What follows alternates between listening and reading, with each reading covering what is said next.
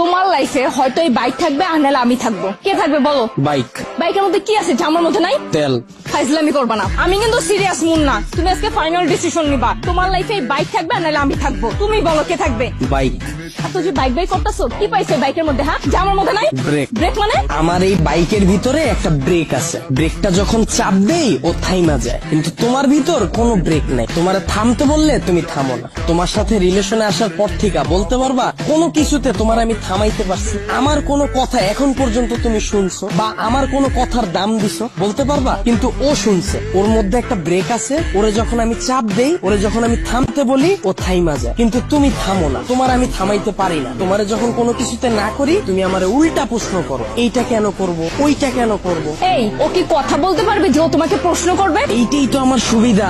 ওরে আমি যেমনে বলি, যেমনে চালাই, ও অমনি চলে। কিন্তু তোমার আমি যেমনে চালাইতে চাই, তুমি অমনে চলো না। ওরে নিয়ে আমার কোনো প্যারা না। তার মানে আমি প্যারা? অবশ্যই প্যারা। তোমারে নিয়ে আমি প্রতি মুহূর্তে আতঙ্কে থাকি। কোন ছেলে তোমার মেসেঞ্জারে নক দিল, কোন ছেলে তোমারে আবার ডিস্টার্ব করলো, কোন ছেলে তোমার প্রোফাইল পিকচারে যে একটা লাভ রিয়াক্ট দিল।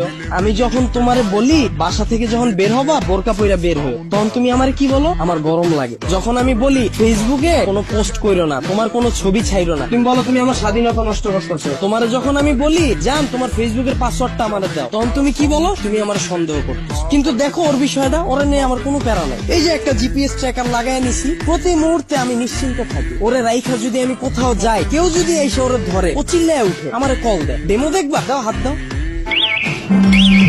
এই যে কল চলে আসছে। আবার তুমি দেখো, যদি আমার কোনো ফ্রেন্ড বা আমার কোনো কাজিন আমার এই বাইকটা নিতে চায়, আমি নিশ্চিন্তে দিয়ে দিই। কারণ কি বলতো, আমার এই জিপিএস ট্র্যাকারের ভিতর লোকেশন সেট করা যায়, ও কতটুকু এরিয়ার মধ্যে থাকবে। আমার ফ্রেন্ড যখন এটা নিয়ে যায়, আমি একেবারে নিশ্চিন্তে ঘুমাই। কারণ এরিয়ার বাইরে গেলে আমার বন্ধু যাবে, কিন্তু ও যাবে না। ও কতটা লয়াল একটু চিন্তা করো। কিন্তু তোমার দিকটা একবার দেখো, আমি যদি তোমারে রাইখা বিদেশে যাই, সুরঙ্গ ছবির মতো আর ফান্নিশের মতো অবস্থা হইব আমার। দেশে এসে কি দেখুন জানো? আমার বন্ধু তোমার নিয়ে বাইকে গেছে। এখন তুমি বল, বাইক রাখলে ভালো হবে না গার্লফ্রেন্ড? এত যে বড় বড় কথা বলতাছো, আমাকে নিয়ে লাস্ট কবে বের হইছো মনে আছে তোমার? তোমারে নিয়ে বের হয়ে আমার কোনো লাভ আছে? তোমারে নিয়ে বের হইলে 8-10টা মেয়ে যদি তাকায়, তাও মুখ ফিরিয়ে যায়। চিন্তা করে, এটার লগে তো একটা আছে। কিন্তু যদি আমার এই বাইকটা নিয়ে বের হই, 8-10টা মেয়ের সিরিয়াল লেগে যায়। এখন তুমি বল, তোমারে চুজ করা ঠিক হবে না আমার বাইকটাকে? এত যে বাইক বাইক করতেছ না, এই বাইক একদিন তোমার জীবনটা খাইবো। তাও ভালো, ভিতরে কোনো কষ্ট থাকবো না, গেলে গা একবারে জামুগা। মানে? তোমার লগে রিলেশনে যাওয়ার পর থেকে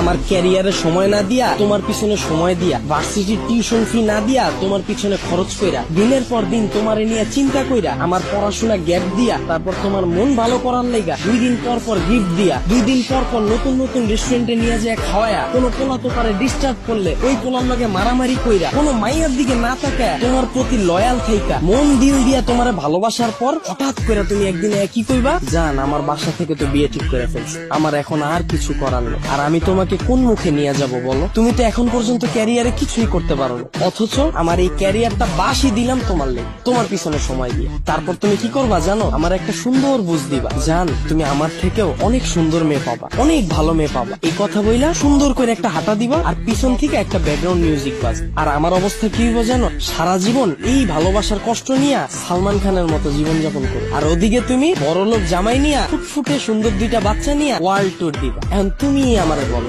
বাইক ভালো না